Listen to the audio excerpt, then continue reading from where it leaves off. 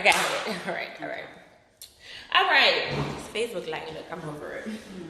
Okay. Oh, you're too fat. Girl, this is too much. Thank you. So we good. Oh my God. Yeah. I don't know. Can y'all see us? We gotta get so close because Instagram. I should put the AC on. All right, so we official. Thank you for joining us. If you have questions, we can see both screens are on Facebook and Instagram, and we're gonna talk about the truth about entrepreneurship, love and money edition. So I thoroughly believe. Oh wait, we should introduce ourselves. Yeah, I think that would be good. Okay, go for it. All right, my name is Melissa McClendon. I'm a realtor with NOLA Home Realty Group and entrepreneur, so we thought it'd be good to talk about that today. Okay, and I am an entrepreneur as well, and I own a tax firm. Well, yeah, a tax firm. We have a few locations, and I also own a business strategy, business coaching, consulting firm. So I'm an entrepreneur, and so sometimes I get this question, is that all you do? I don't get a W-2. So I am an entrepreneur. So I always like to say, I think on Black Panther, no, that's the wrong movie. I don't know, but it's, you know, what I eat is what I kill. What I go out and get is what makes me my money. So I think I love entrepreneurship for a bunch of different reasons. Some of which is the tax write-offs. It's one of my favorite parts about being an entrepreneur. But I'm gonna make Melissa go first because I always go first. And you know, I'm a little hungry. So yeah, she's eating our crackers. Yeah. So, what's your favorite parts about entrepreneurship? I actually like killing what I eat. So that it's almost like a game to me. It has ups and downs, but I actually enjoy it because I can produce whatever I put my mind to. So if it's not going well, then I know it's something that I can do about it. So I like that I'm in control of my own destiny. That does come with good and bad. So you got to be able to take the good with the bad. So what's some of the bad? Because we always get on social media and talk about all the good stuff. So what's some of the bad? The number one bad for me is that it's a time factor. So in order for me to be successful at what I do, I have to work a lot. Working a lot, but I think mastering that. Okay. So that's what I'm learning, that you don't always have to be working constantly. You need to work smarter. Right. So mastering your time, your schedule, being in control of your day, being in control of your clients. I think that for me is the hardest part. And you know, just kind of keeping your mindset right, because the biggest thing about being an entrepreneur is having the right mindset. So you constantly have to be working on that. That's an everyday process. So I think that is the hardest thing, but also the best part about it as well. Why is that the best part? Because if you get your mind together, if you get that under control, there's no limit. You know, you can see yourself soar. And so I think in the beginning, when you're laying the framework for entrepreneurship or you're starting your business, I do think you're going to see some of the largest amounts of time that must be put in. That's what I believe. Because you really need to set the framework. And I think if you spend time in your business in the beginning, you know how everything works, and then you know where you need to hire people who are smarter than you. You also know that even though these people are smarter than you, they can't really undercut you or manipulate you, because you know how it's supposed to run. And that's why when I coach entrepreneurs and business leaders, I always suggest that they know how every area of their business works, even if they hire people in it. Because if you don't, somebody can come, like you hear about a lot of people who their accountant steals all their money. That can't happen if you know how your books are supposed to look. You know, or you know how things are supposed to run. And so I think in the beginning, you should spend a lot of time, even if you have a team of people, understanding every facet of your business, if it is your business and it is your passion. And even if you're hiring people to delegate, so you know how to train them, you know how it's supposed to look, and you know how it's supposed to run. So you do see a lot of time in the beginning. Over time, the whole point of entrepreneurship is not just the money factor, but if you operate in love, then what you'll find is you'll want to hire people not just to take the time off of you, but also to help people have employment. One of my goals it wasn't just I want to make $1 million in 2019. If you follow me on Facebook, you'll see that my goal was to hire at least 2 more people and be able to employ those people, and I was able to employ 5 additional people because I wanted to give people opportunities. Like, what's the point in attracting all of this money if I'm not helping other people attract the money too? So I think getting very clear about the importance of entrepreneurship, getting very clear about the importance of building a business, and then yes, it is time, and yes, sometimes you'll not feel like getting up, and so it shouldn't be that many times that you don't feel like getting up. And the way you avoid that is do something that you like. Don't always just chase the money. Do something that you enjoy, because if you do something that you enjoy, it could be raining, it could be that time of month, you could be hungry, your boyfriend, your girlfriend not acting right, and you still going to work. Yeah, sometimes you'll be saying, I didn't even eat. Right, like, girl, look, I forgot to eat. And because you love it, you move in it, and it's not a sacrifice to you. It's something that you really enjoy doing. So I think that's one of the important things about understanding the impact of entrepreneurship. Yeah. So. And you brought up love, and that's, I think that's so important. And I didn't realize that all the time, but I remember I listened to this message.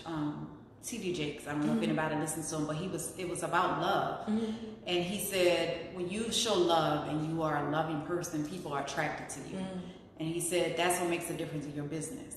So I love that you said that, because I try to be that way. Like, people say, you're not a good salesperson, or you're not a salesperson. Well, I don't consider myself a salesperson. I actually consider myself a person that loves people.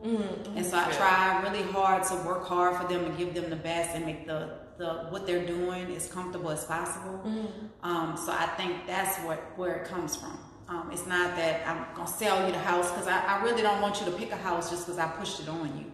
Okay. I really want you to fall in love with it and feel good, and when you close on it, you feel good, and you refer me to other people because of that experience. So what types of, I'm gonna turn this because I'm hurting my back trying to do like this. So we're gonna have to move this a bit. Which I should have been did this because it's in the middle. I don't think they have questions yet, but make sure you ask your questions. And something I was thinking about, I guess we should say how long we've been entrepreneurs. Oh, that's good. Go. All right, so I have been, I got into real estate about 5.5 years ago. Started doing it part-time. I have only been doing it full-time since 2016. So that's since mid-2016. So that's about what? 3.5 years. Before that, I worked in oil and gas, so I'm sort of new to entrepreneurship. Yeah, never thought I'd be doing that. Really? I became an entrepreneur at the end of 2015 in the same career path, because a lot of the work that I did before I became an entrepreneur was helping organizations build out departments and build out programs. So it was something I was always interested in, making something, like taking something from nothing and then making it work. But I just didn't like working for other people. Because if they were inefficient, then I had to be inefficient a lot of times. Like, if I didn't like the way something was working, then you have to kind of move the way they want to move. And so I didn't like that part. And then I also don't like eating up time on the clock, even if it wasn't my time. Like, if I'm done working, I want to go home. And so, I'm not really one of those people, and I don't really allow it in my businesses either. Like, if there is no work, and not because there's no work, but I've done it. Like, I get there, I crunch it out, and I'm done. I'm going home. And so a lot of times in the organizations, they want you to stay.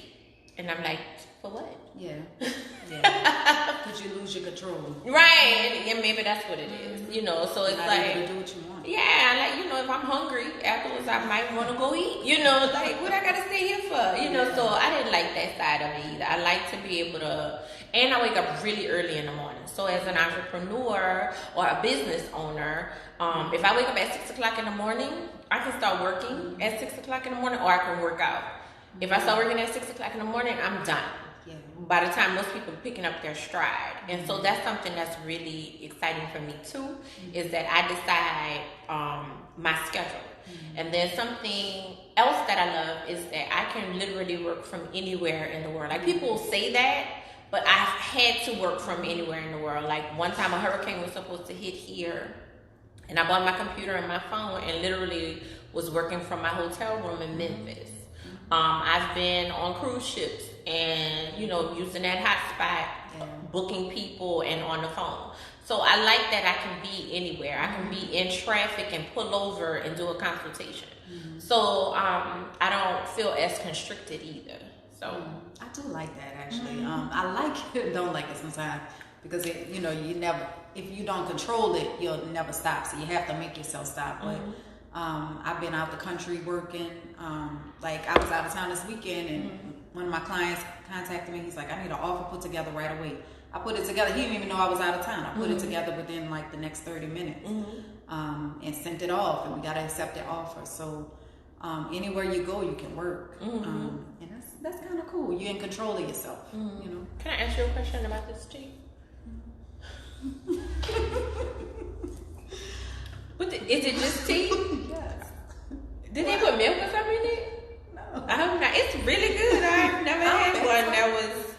So Melissa bought us some tea, and I'm a big fan of my lime, but they didn't have it.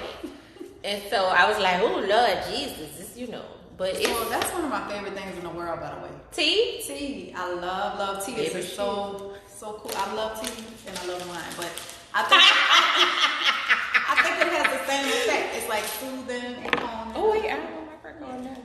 Yeah, I mean, possibly.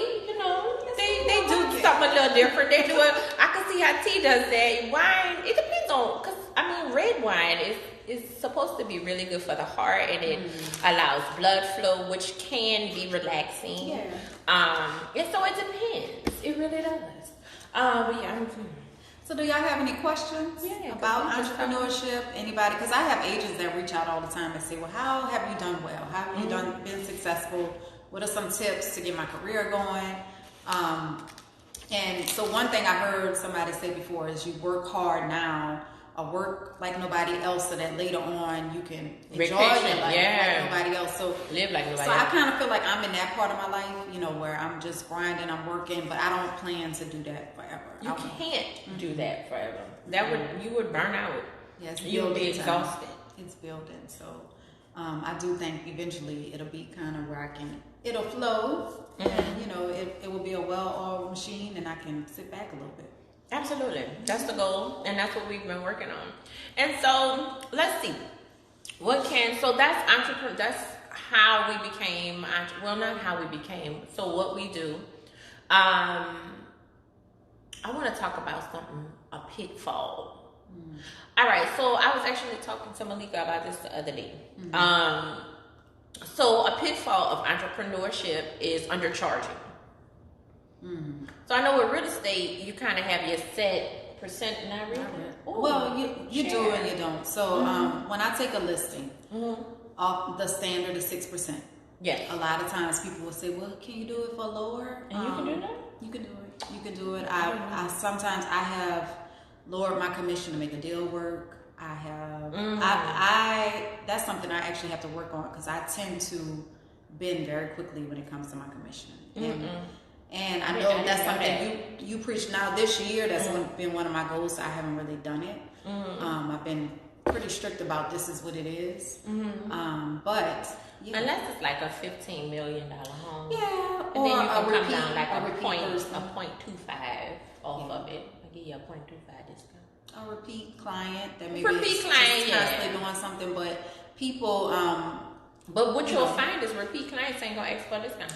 Yeah, because they know your value, and so like you've told me before, like if you're asking for me to reduce my commission, you don't see my value. No, you don't. You don't think that I deserve to make the money that the industry says I should make. Right. And so you don't value my time. You think I just run around, and I think a lot of people have the conception that real estate agents, They just show houses and that's it. Right. And they don't really see what you do behind the scenes or what you're doing to negotiate a deal for them or how late you're working, how long you're working on a deal or what you do to save a deal. So they don't see the true value of it sometimes. I think, yeah, so I know for me, giving too many discounts almost destroyed my finances. Ain't no almost. I was very close to losing my house, my car, and what I mean by they was calling like, excuse me, but you ain't making no payment this month. Hello. And I remember being very stressed out because I was giving all of these discounts. I was doing a lot of pre-work too. So a lot of people you see on social media, not all of them, but a lot of people you see on social media living the high life aren't making any money. And so what'll happen is they'll do a lot of things for show. And I know because I've coached some of them. And so, or they've asked me to coach them and they couldn't pay me. They'll, so what happens in entrepreneurship, especially if you don't understand the importance of your value, is people will start to ask you to do a lot of stuff. Like a lot of speaking engagements, a lot of, free work, a lot of pro bono work. And they'll sell you on, well, this will be good for your brand. This will be good for exposure. Everybody comes with that. I get it more from men than I do from females, especially Black female entrepreneurs. But men will be like, this will be great for your exposure. And it's like, at some point, you can't eat exposure. And some people's exposure doesn't bring conversions. So a good tip is if you're going to do something for branding, one, the person that is asking you to do the branding, that is asking you to do something just for exposure should have a huge conversion rate. Meaning that on their social media, if they have 100,000 followers, and I'm going to stick to social media because that's the big thing right now. If they have 100,000 followers and their video conversion rate, they have less than 10,000 views, then their conversion rate may be very low. Not all the time, but their conversion rate may be very low. If they have 100,000 followers and they have 5 likes on a picture, their conversion rate is really low. So if you're doing something for exposure for that particular person, like they're asking you to do something specifically for exposure, there's a high probability that you're not going to get very much conversion. Meaning that you're not going to get very much back. You're just going to be able to say you do it. And what happens is over time, you're going to have all of this time that you're putting out and not very much money coming back in. So you're going to feel like you're working all the time because you are, but you can't pay for stuff. And I'm not talking about a new Benz. I'm talking about groceries, or underclothes. Like you can't pay. And so what happens is now you're putting a stress on your value because you can't fully focus and operate in your gift because you're too stressed out about how you're going to pay stuff. And so if for no other reason than to make sure that your value and your gift stays where it's supposed to, limit the amount of discounts.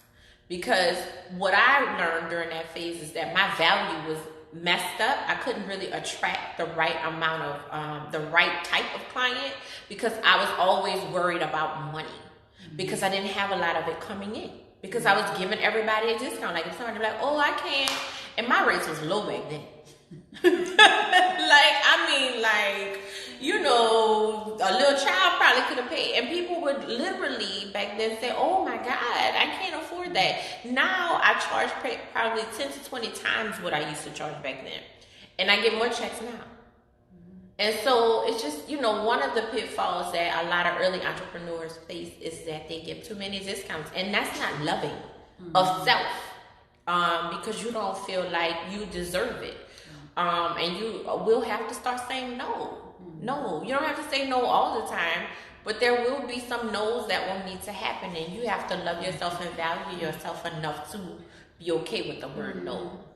Yeah, I agree with that. Yeah, so it's just, the discounts can ruin your business. The, cheapening your value can ruin your value. I like that. Yeah, don't watch that. Like now, if it's a homeless person that needs a sandwich, you're increasing your value because you're being loving. But everybody, and then after a while, people will stop asking for discounts because then your value will start to be more evident. They'll know not to try. They'll know, first of all, I gotta come correct. And then you have to be okay with walking away from deals. Yeah. And everybody's not okay with that. I'm okay with walking away from a deal. And I'm okay with walking away from clients. I haven't always been, but I sometimes you feel like, you know what, this is not a good match. And when you don't, what I've learned is when you don't walk away from it, that client, you end up having a blowout or a bad situation, and then they go and talk about you. So the best thing is when your gut is telling you this is not good. All money is not good money. So it's okay to say, well, no. I'm gonna tweet that all money is good. The giver is the issue. Just like they said, a gun is just a piece of metal. It's who holds the gun. Like all money is an energy exchange. Money is all created the same, but who is giving the money and who is exchanging the money, or who the exchange is in between, is where the energy gets shifted.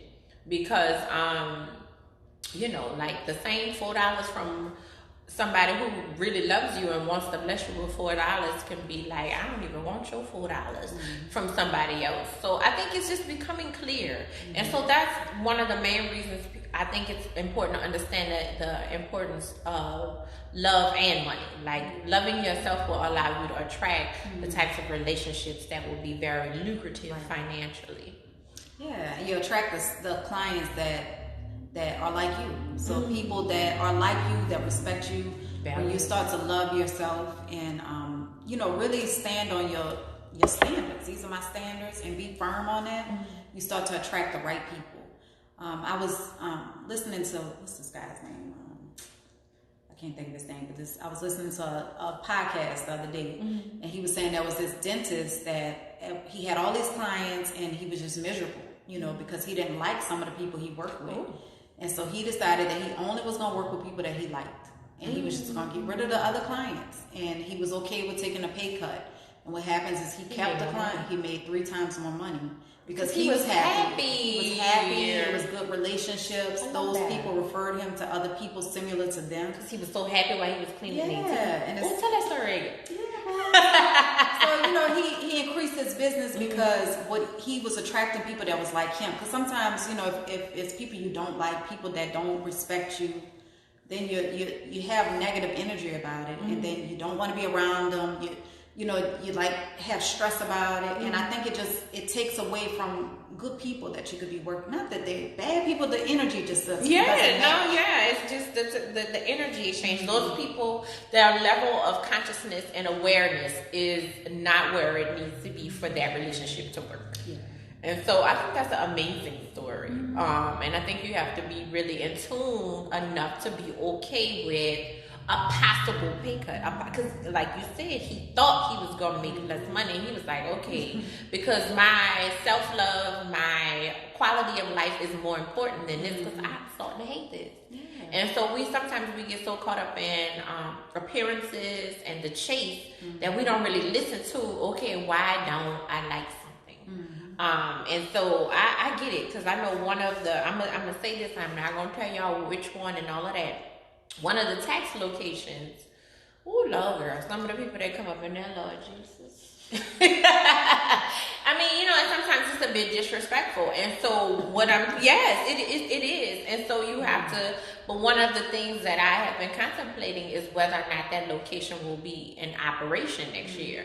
And not because it's not lucrative, because we do get a lot of walk-ins, but because of the level of negative energy that comes with some of them. Like, it's like, it's like, you be like, like you have to, in your mind, you stop, because you be like, do I say mother, or do I just go out?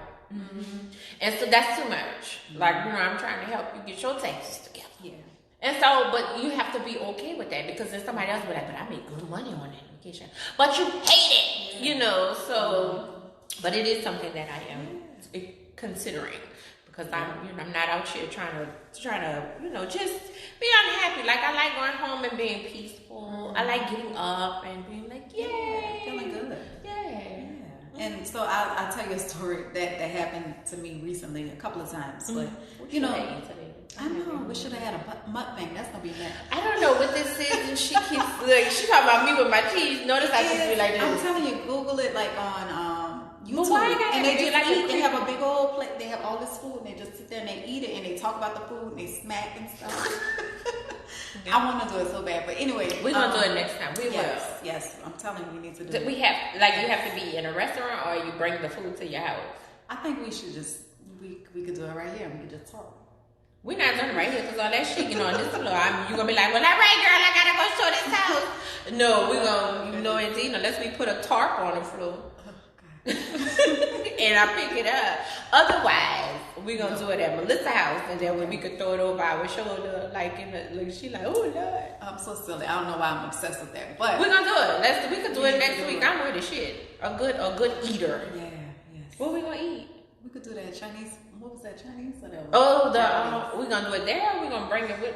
We had so much fun. We're gonna shout these people out. What is it called? Akira. Oh my It is God. one of my favorite places to eat. Don't be stalking me, y'all people that be, And I had no idea that they had the all you can eat during the week. So y'all go during the week. You can order whatever you want. Whatever you want. And you sit there and they bring you food. All day. So Sheika has inspired me and showed me the light. So now I know where to go. Now I know where to go so I can eat all this good food. Girl, I was so happy. You can treat somebody Sunday and they be thinking they about to get it. And it's inexpensive. Yeah. All right, we could go there because they have some awesome. pretty good restaurants. $21.95? $21. Look, she's telling us. Yes, Akira. You would think they sponsoring us or something. So shout out to Akira. But yeah, lately, I'm all for doing open houses, but I'm not for doing open houses that make me feel unsafe. So I've had to tell a couple clients that no, I'm not going to do one because there's no electricity in this property. So I don't think you want to show it if they don't have. Well, in the daylight, in the sun, you can show it, but I don't think that's it's cold temperatures. I just don't think it's a good thing. So I've had to say no. Or maybe you could put a little clause that says only in the springtime and the fall. Yeah, or when it's the right circumstances. Yeah. So I'm all for doing it, but I don't think it's productive to do it if we don't have everything in place. I don't think it's necessarily productive. So, but don't you have to have electricity to do the inspections? Mm-hmm. You're supposed to, but there's some properties that you can say, look, we don't have it on, and that's disclosed from the beginning. Mm-hmm. But it's just not. I don't think that's productive. I don't think it's safe. I don't think it's the best environment. So I've learned to say no. A couple of years ago, I would have done it. Mm-hmm. So I'm learning that not everything's good. Not everything's good. And you got to be okay with that because they got some people that don't get out of the bed unless the showing is worth a certain amount. So, and that's okay. I don't think it's wrong or right. I think you have to be clear about what your client looks like, your ideal client, what you want to be known for, and move on, and be okay with that. Yeah. So that's. So what we want to say? What do you need? What are the tools that you need to be a good entrepreneur, a successful entrepreneur? Clarity. Okay. Explain Clarity. You need to, I think it's important for you to understand why you want to be an entrepreneur. Because some people think it's this always going to be glamorous. So why you want to be an entrepreneur, what it looks like to you, what success looks like for you. Because $5,000 a month for someone may be their level of success, and you may be extremely happy. You may feel extremely productive. You may have off days, and this is the best you've ever felt. And then you get into comparison with somebody else that makes $5,000 a day or $5,000 a week, and then you start to believe you're not doing enough. Right. I think before you get into it, or very early on, you need to get clarity about what success looks like for you. What it looks like for you, and remember that. Like, I'm not into, like me, I like a nice car, but the hottest, latest car that's not my thing. And for some entrepreneurs, it is, and that's cool. I think the issue would come with me if I say, well, my car I need to get one of those. Like, instead of just being okay, and I think the clarity to understand who you are and who you will be in business will be one of the biggest things, of what success looks like, what financial stability looks like, what your ideal client looks like, who you want to work with. And in entrepreneurship, You can work with who you want to work with. You don't have to work with everybody. And what that looks like for you, who you want to hire, what those people look like. And then also getting clarity about who you want to be, because you will hire people who are a mirror reflection of you. If you don't like yourself, you're going to get a lot of tension and contention inside of your business. You have to be a loving, clear leader in order to attract people who want to work for you, that are good people to work for you. So clarity about what it looks like is one of the biggest things that you'll need in entrepreneurship. And then sometimes you'll keep having to tweak it, but being very clear, like, I'm not, like, for me, if I feel like I'm working all the time and there's not a lot of conversion, I instantly see that now. I'm like, ooh, this is not what's supposed to be happening. And then, if I have people around me that mess up, like, an employee could be cool. An employee could make me money. But if when I'm around you, your energy sucks, I will fire you.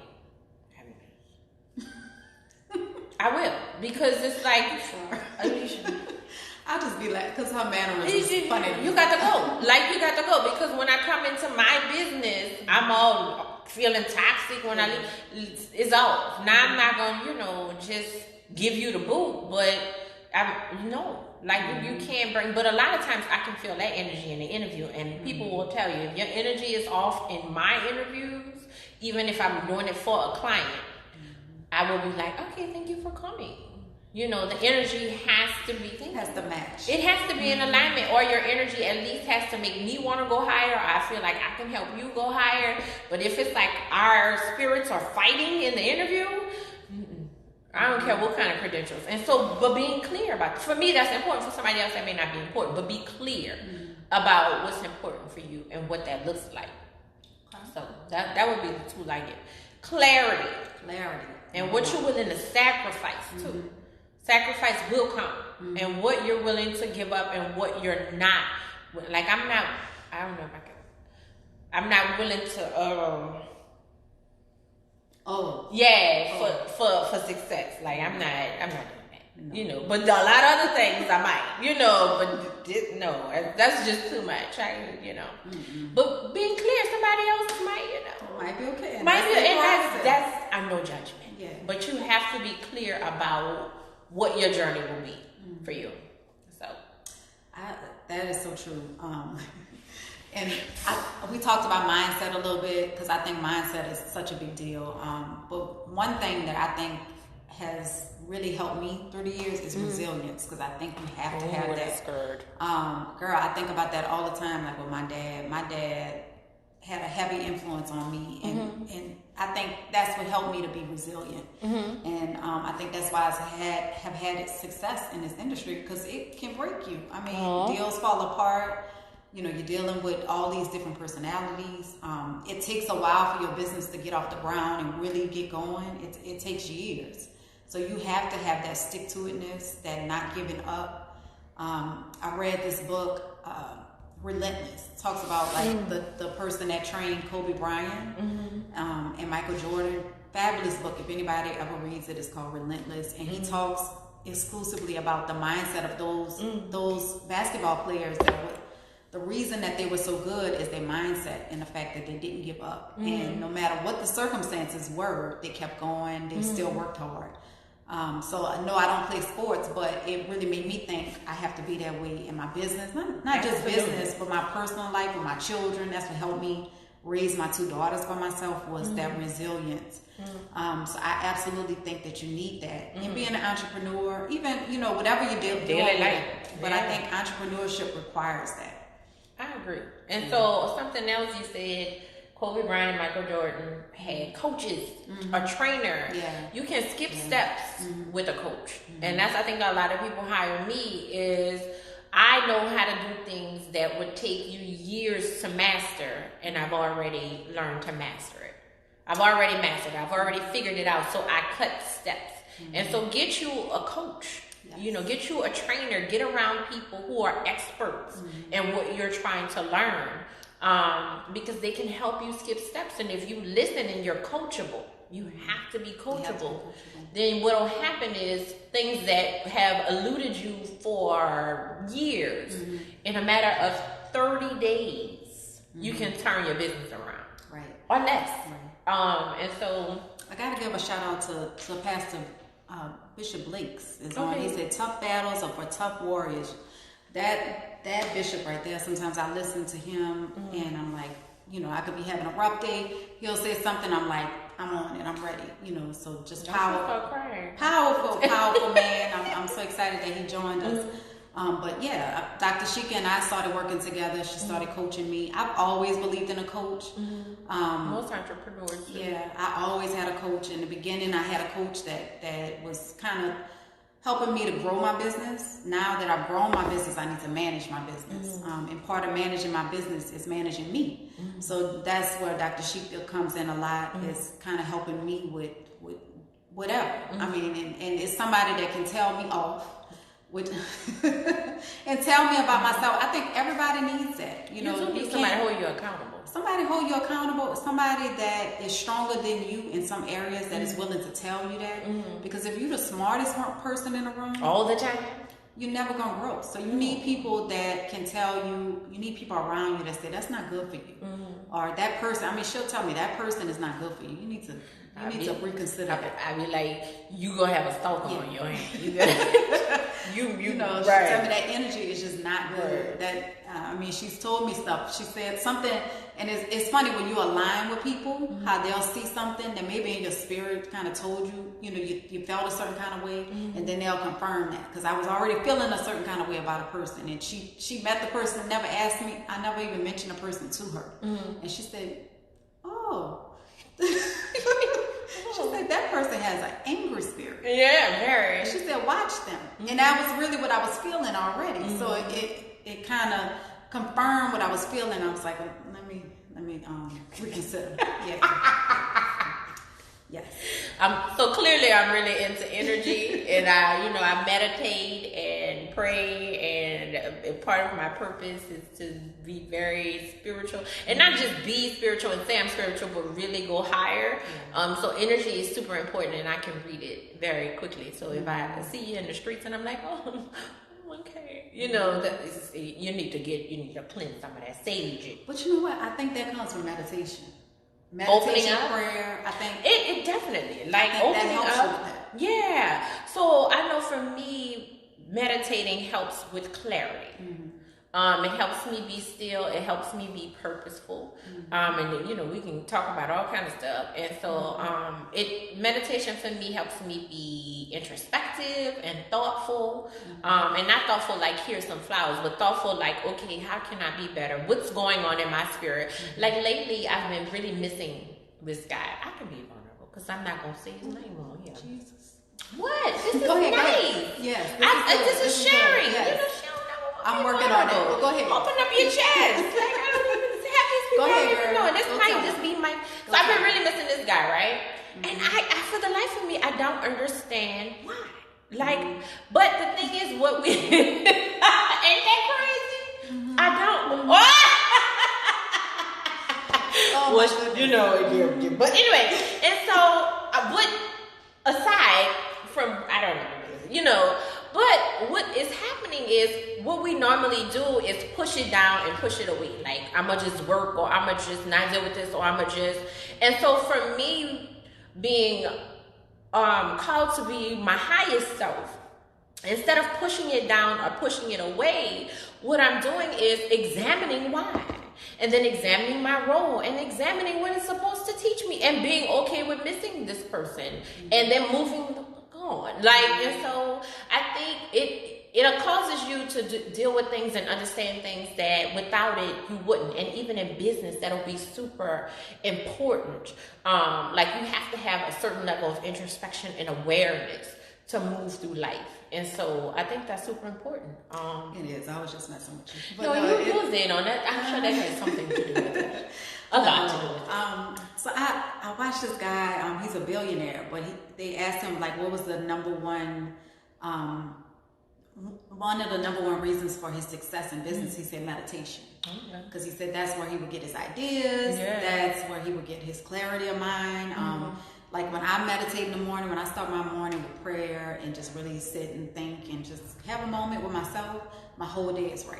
You know, I walk in with a smile, I feel good, I'm on time, my whole vibe is so much better. So I think that's important for business and for everything. That's the loving side of entrepreneurship. Yeah, and I'm working on accepting, like you said, like accepting that I miss the guy, or because I would work, and I just, I might cry, I might shed a tear, I might. Be real about it. Yeah, like I'll miss him because any feelings you push down, anything you push down, it doesn't go away. Yeah.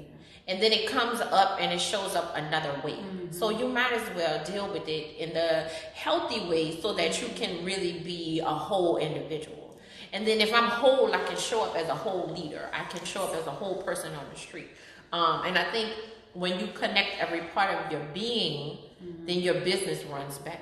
I mean, yes, I'm working on that. Y'all. Somebody laughing because I'm working on that part. Look at she like as she closes off her arms and goddamn. Y'all need to start y'all DM Melissa and just tell her, hey, how you doing? See if she responds. Probably. It's hard to see the picture when you're in the frame. I love it.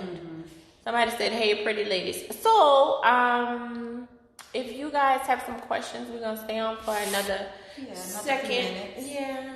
You can't care what you can't confront. Cure.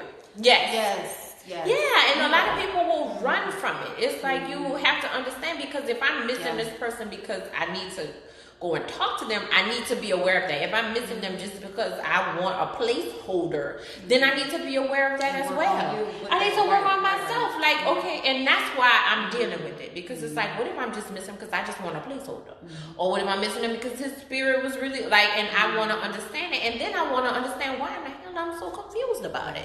And so I think, but people don't understand, me spending that time with myself in my personal life will also allow me to make quick decisions in my business, because I'll be aware and present in my business. Yes. In tune with myself, clients, some of the people that work there, my consultants, money, like I'll be able to make decisions. And that's why I believe in dealing. I think that's awesome. Like, and that's something you talk to me about a lot. And I want to, next time, can we talk about love? I love love. Because it's something I have to work on.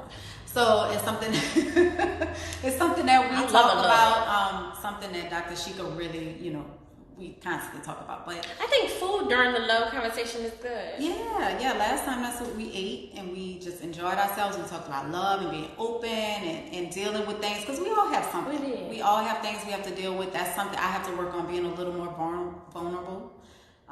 She keeps saying it, and being a little more open. Being a little more open, like it'll you said. come though. Yeah, so it takes some time. I'm working on it. So I'm being vulnerable right now and saying that.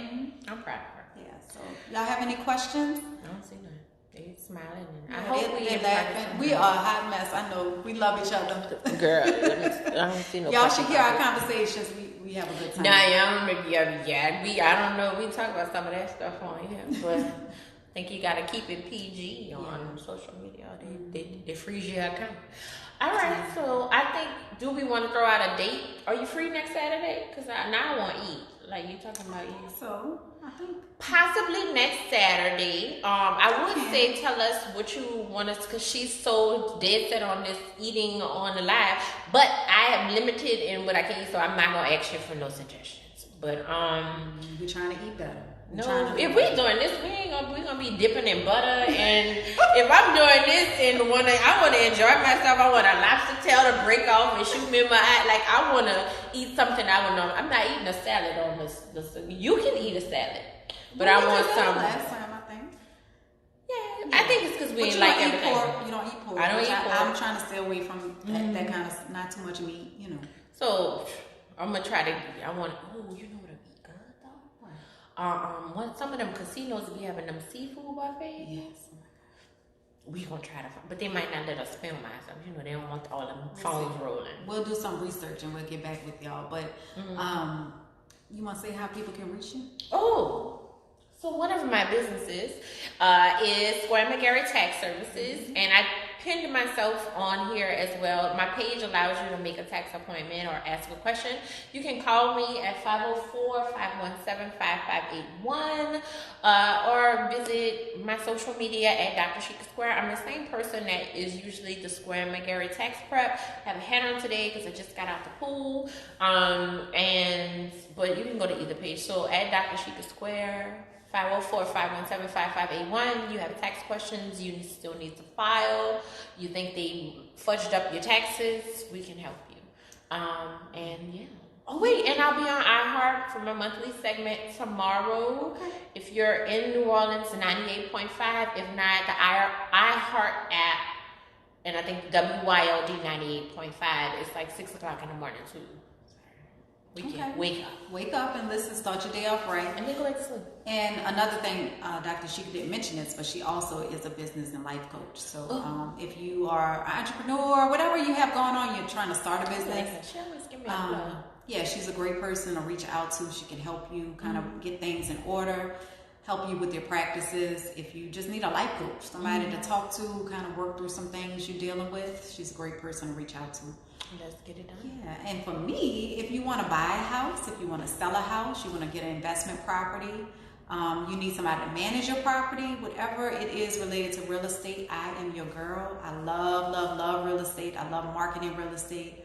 I love to see people win in real estate and buy investment properties and helping them through that process.